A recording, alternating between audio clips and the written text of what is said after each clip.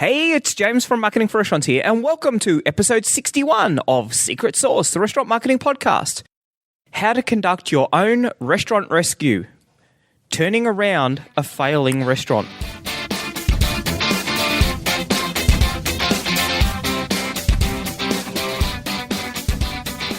Some restaurants are quiet, lose money, and the owner works 70 hours a week. Other restaurants are busy, profitable, and the owners work a few hours a day. What's the difference? They have a secret sauce. Join James from Marketing for Restaurants as he helps you come up with your recipe for restaurant success. Your secret sauce.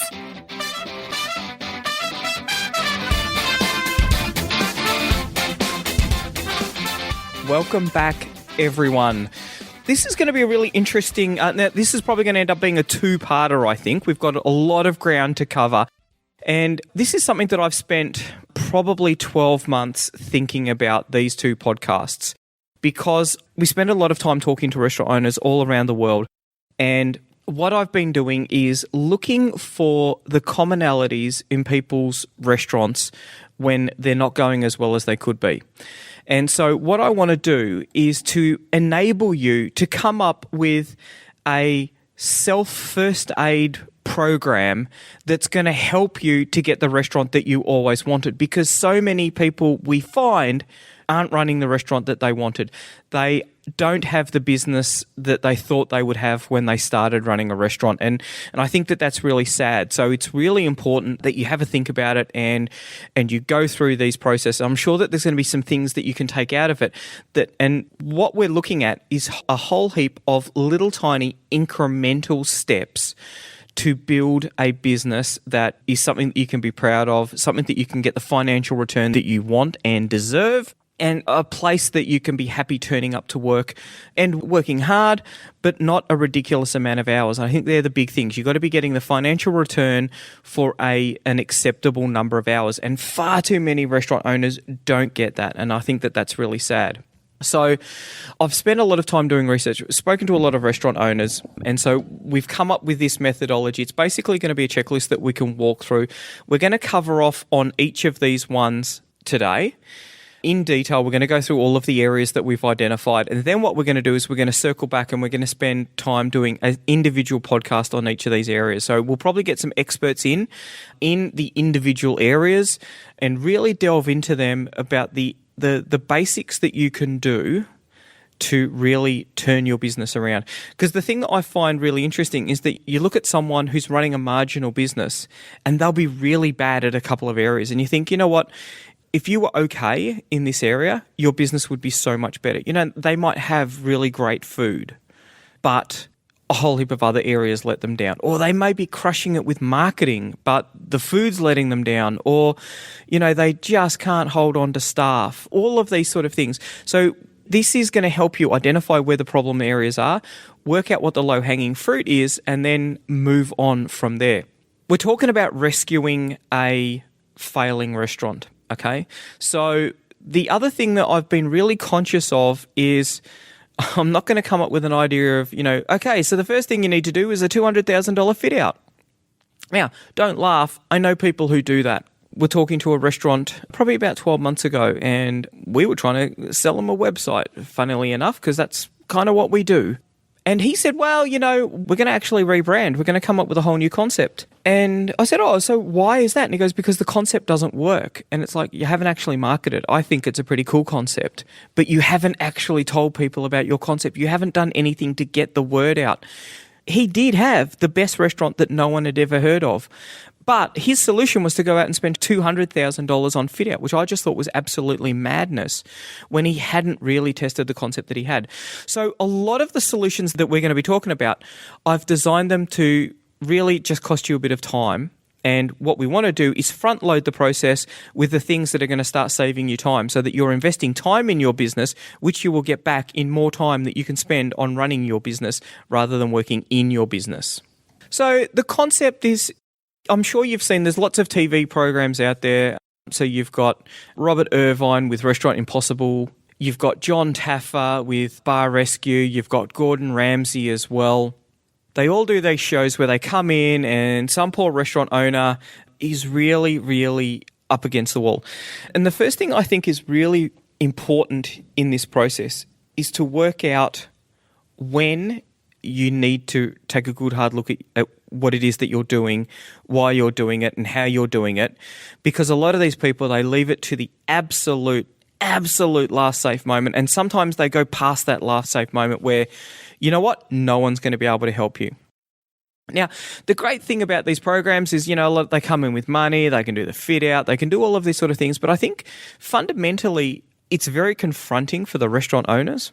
And that's because I've seen John Taffer and Robert Irvine at the NRA show in Chicago. And it's interesting. They say that, they are very in your face because they need to be. They've only got, 3 or 4 days that they're working with a restaurant owner, and there's all of these patterns that restaurant owner has built up, and they need to smash those patterns down very, very, very quickly. Now, I think... So that's good. Then they come in with the money and they can do the fit out and all of that sort of stuff. And that's fantastic. That's a really great boost for the restaurant or bar. But you also have the problem that, sometimes they rebrand it, and they rebrand the restaurant to something that you may not be aligned with. And how difficult is it then walking into a restaurant that is not your concept? It's not your name. It's not the business that you wanted to run. You may need to rebrand. That's fine. But what I'm thinking is, rather than doing a rebranding that someone else has come up with, why don't you start thinking about that process? Why don't you start thinking about the rebranding? Now, how do you know that you need to do a restaurant rescue? And I guess that's a really important question, because we're going to start asking some fairly soul-searching questions. Are you happy coming to work every day? Are you proud of the restaurant that you run? When you opened the business, did you think that it was going to pan out like this? And I've spoken to a lot of people. I always wanted to run a restaurant. All of my friends would come over.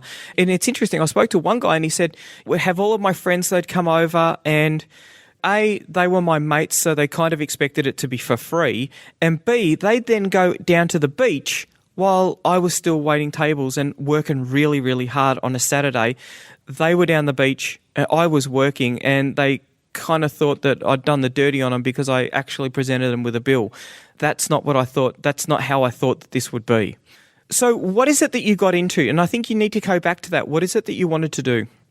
Are you spending enough time with your family? Are you taking enough holidays? Are you drawing a wage that you deserve?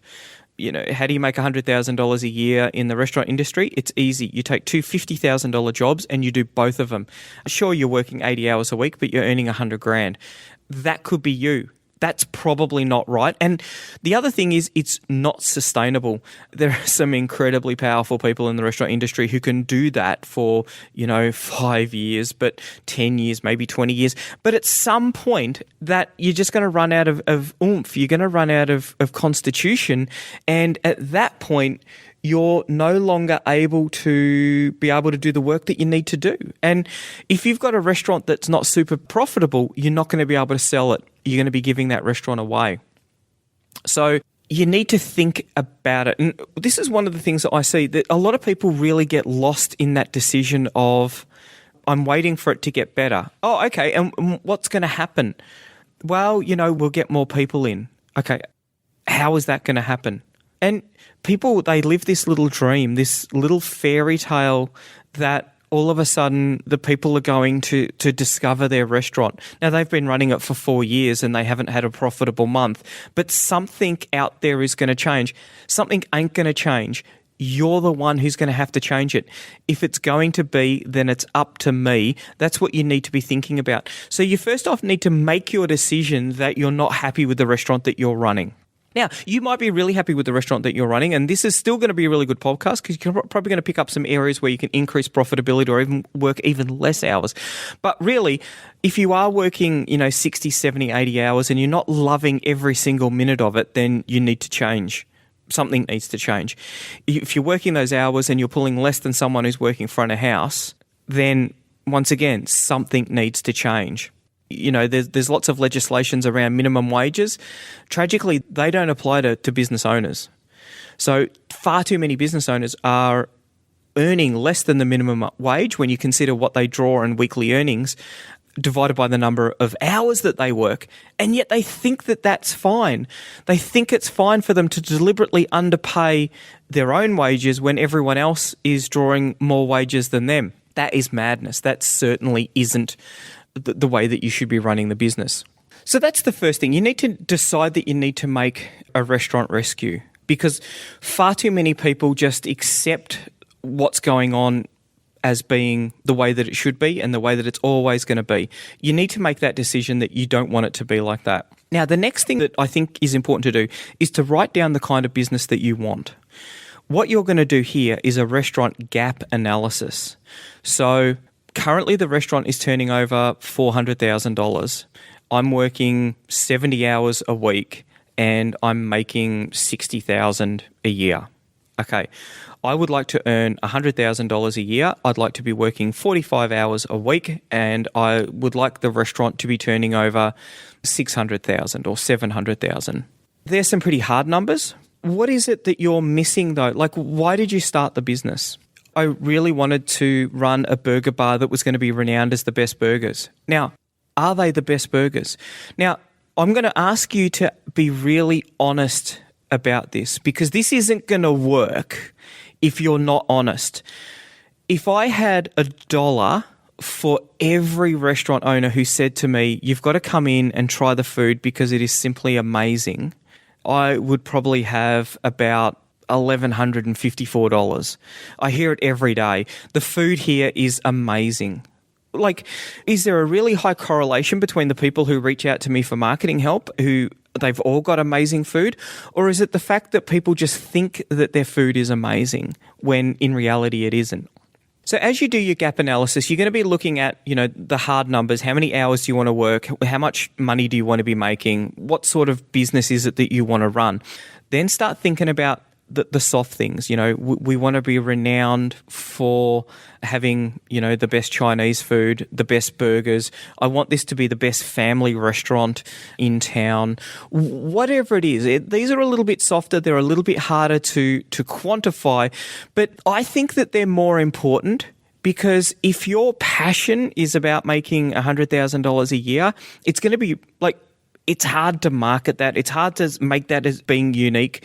If you're going to get up in the morning to make this the best damn family restaurant in town, the place where people bring their family and they have a great time, if you live for the smile on the kid's face, or, just that look from the mum who's like, oh, thank God, this is a night that I don't have to do the washing up. If that's the thing that gets you out of bed, then that's the thing that's going to make you successful. And you need something like that to hold on to during the dark times. So we've got some things written down, and I think it's important that you write these things down, that they're going to be your goals. This is what you want to start moving towards. And as we do our audit and we move through the areas, you're going to start doing a gap analysis. Why am I working too many hours? Why do we not have the revenue that we need? Why don't people think of us as the number one family restaurant in town? The next thing that I think is really important to do is to start create a list of all the things that are going wrong. Okay, now we're doing a restaurant rescue, okay? So we can drop the lie that everything's fantastic and it's a great restaurant. You know deep down that it's not a great restaurant. That's fine. You know what? 90% of restaurants are not the amazing, or probably 99% of restaurants aren't completely amazing. So it's completely fine. The second step is to actually make that admission. Right, we've got a problem. The food is ordinary. The place looks like a dump. Front of house, sometimes you just want to fire them on the spot because they're so rude to your customers. Are you concerned about inventory? Do you buy a lot of steak but not sell a lot of steak but not throw out a lot of steak? That's a weird problem. What's going on there? What do you think the problems are? Now, the process that I really like is to then go out to your customers. Okay, so I'd like to create a business that's like this. What is it how do you feel? Do we live up to that brand promise? Do you love the food? What's your favorite menu item? Why is it that you come back?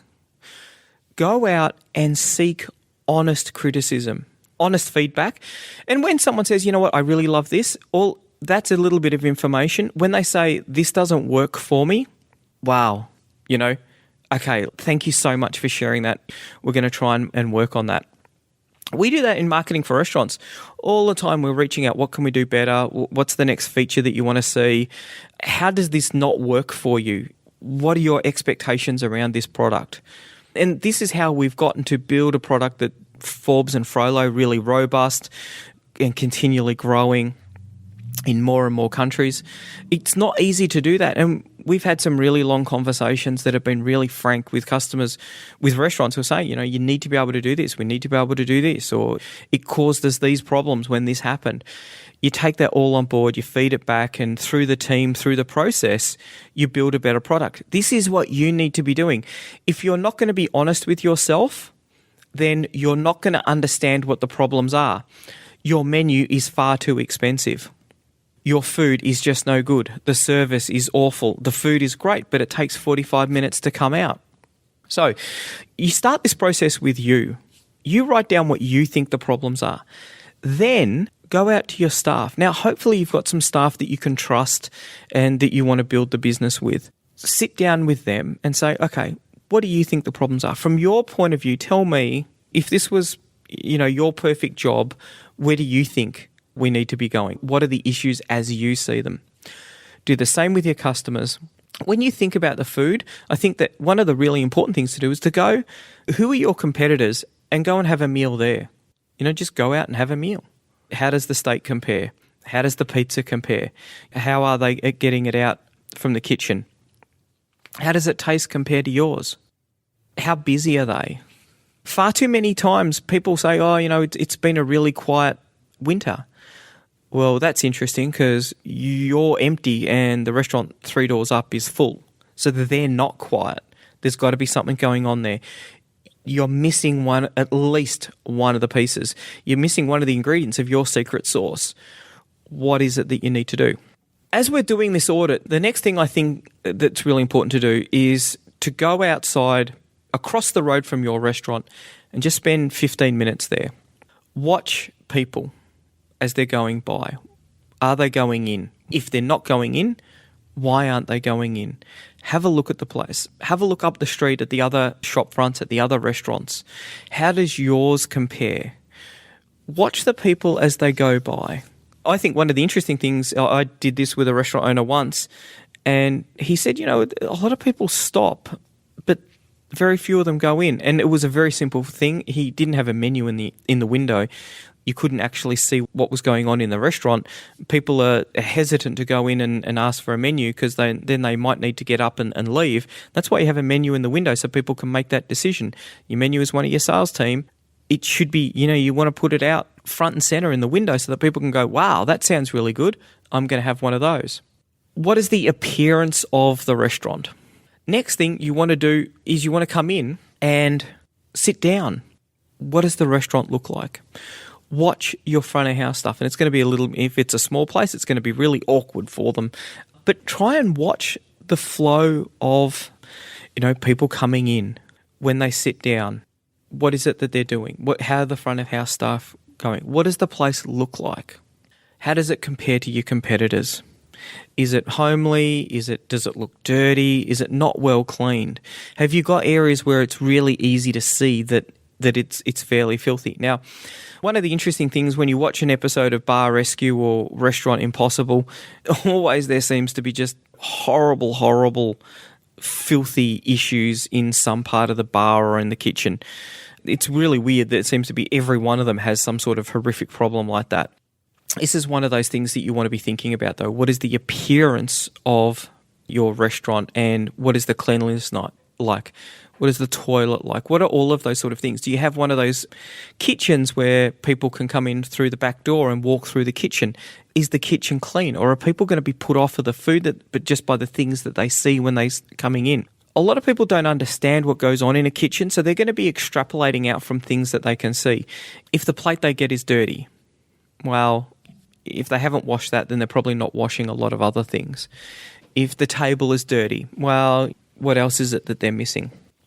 So you want to start thinking about the appearance of the restaurant and start writing the things down that need to be fixed. And I think the really important thing is that here, there's probably not going to be a lot of things that you can fix very quickly because of the fact that it's going to cost money. And I think, can you get some decent chairs from a secondhand place? Can you lease them? What is it that you can do to fix it up? A coat of paint. Some restaurants do a really, really good job of a little bit of a makeover where they'll just paint the restaurant themselves over a quiet time. You need a while for the fumes to sort of get out. You don't want to be thinking about the $200,000 makeover. You want to be looking for the quick and easy things that you can do to make a difference. I know one restaurant where they have this amazing sea motif all throughout the restaurant. So there's mermaids, there's fish, and there's sharks, and it's all painted on, and it's really, really talented paintings, or murals even. Now, the problem is that their specialty is chicken parmas. There's very little seafood on the menu, and the concept is really quite off. They would be much better off if they painted the walls, because it is confusing. You come in there and it's like, wow, this is just really weird. What are those things that you can do, the quick and easy things that you can do with the appearance? Now, the cleanliness, I think, is interesting because the cleanliness moves on to the next part of the puzzle, and that is the culture. What is the culture like of your restaurant? If the place is not clean, it's probably because you've got staff there who don't clean. It's not part of their culture to make sure that the restaurant is really clean. Now, culture is generally described as being the way we do things around here. And you're going to see things like, how do they greet people? Does everyone have a smile? Is everyone really in the kitchen? Is everyone working together as a team? Do you have interpersonal issues within the team?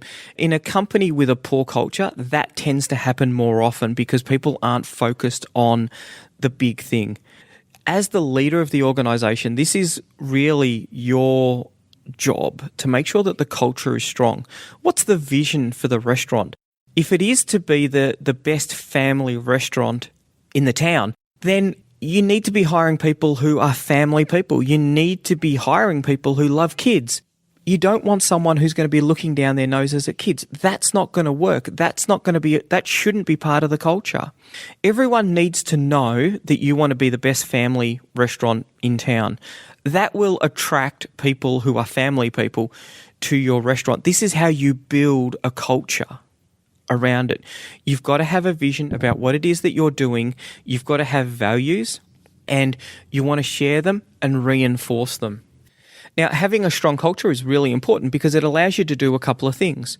One, you're going to hire the right people more often because of the fact that they know your culture. You're going to know who you're looking for. You're not going to be taking anyone with just a pulse. You're going to be looking for someone who, look at this person. They're a really great family person. They light up when they're telling me about their family, and, I can see them lighting up when they're dealing with our customers' families when they come in. So you're going to hire better. Now, the other thing is that you're going to retain those key employees for a lot longer because they are in a job that shares their values. If they love their family and other people's families, if they're a real people person, then they'll enjoy working in your restaurant and they will stay a lot longer. So you're actually going to spend less money on hiring and training staff because your retention is going to be longer. Have you told people the kind of restaurant that it is that you're trying to build?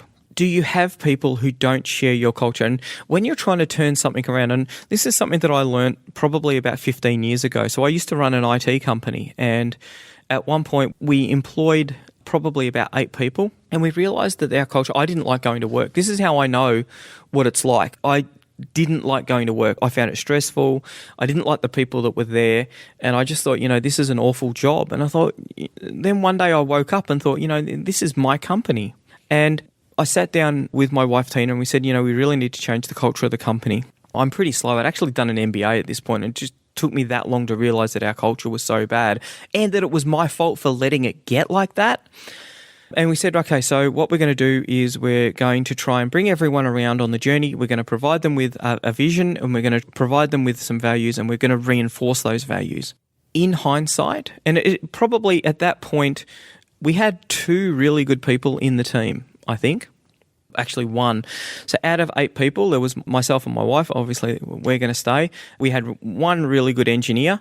I would have been better off writing the names of the people down and just sacking the other 5 people over a period of 12 months. We couldn't sack everyone in a 12-month period.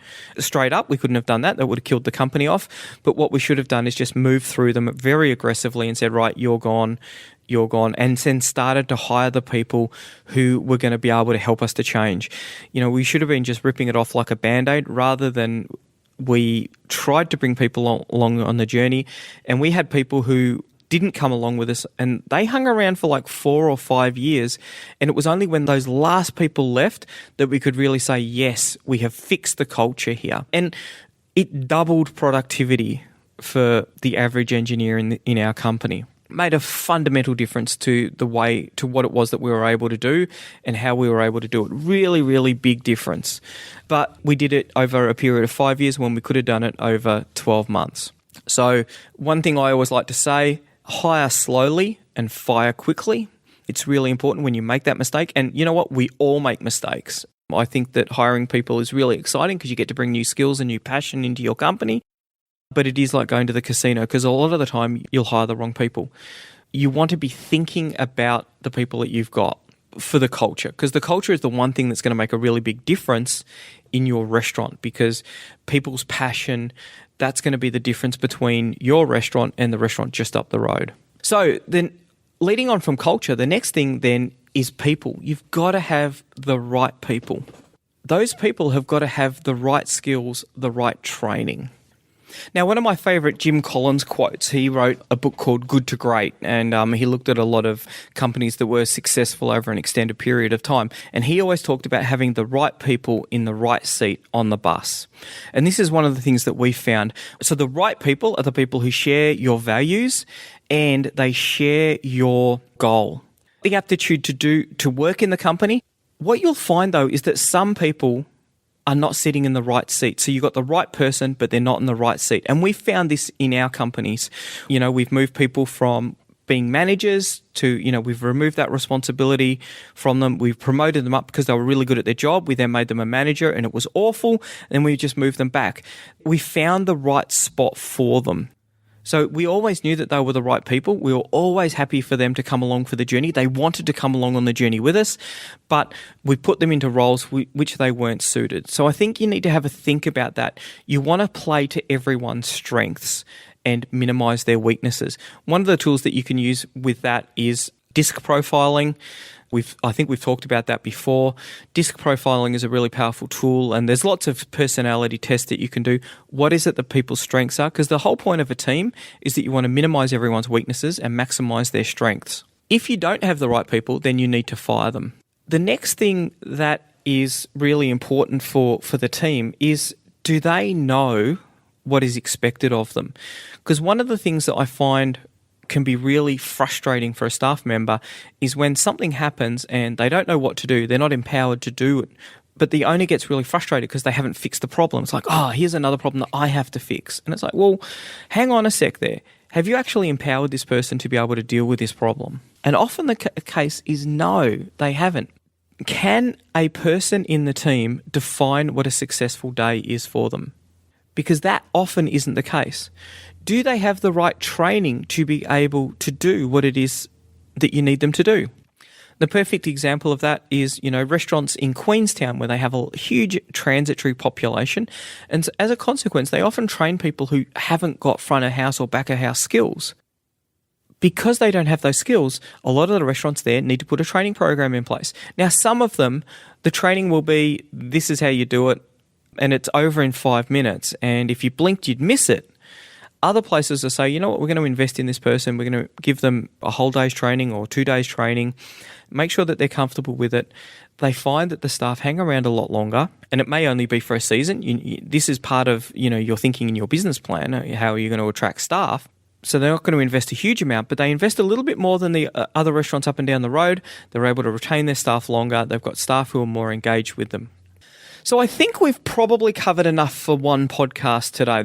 I've probably given you a few things to think about. And the most important thing is to have a think about whether you need to do a restaurant rescue. Are you happy with your job, your hours, your mission in life, the big thing, and the pay packet that you're getting at the end of the day? Are you being fairly compensated for all of the pressure of running the restaurant? If the answer is no, then you probably need to do a restaurant rescue.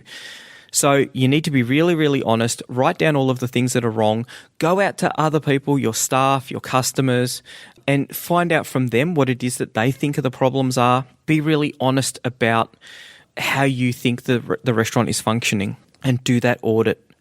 Have a look at the appearance and then start moving through. So, and we talked about the appearance, cleanliness, the cleanliness of the restaurant. If it's not clean enough, then maybe you're starting to look at the culture.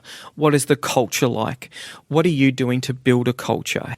Are you getting people who share your mission and your values? Now, you don't have to have mission and values, but I've got to tell you, I think it's really important that you at least think about it, because it can be a really powerful tool in hiring and retaining staff and creating engagement with your employees. What is the team like? Have you got the right people on the team? Do they have the right skills? Have they got the right training? So there's some things to start off with. We're going to be back next week with the next episode in this podcast, where we're going to be talking about 6 more things. We're going to talk about processes and systems, your business plan, KPIs, finances, the menu, and we might talk a little bit about some marketing. So that's it. I hope you have a really busy day, and we'll talk to you soon. Bye. Want more customers for your restaurant, cafe or takeout? Every month, our marketing tools and information are used by thousands of restaurant owners just like you to help them find more customers and turn them into repeat customers.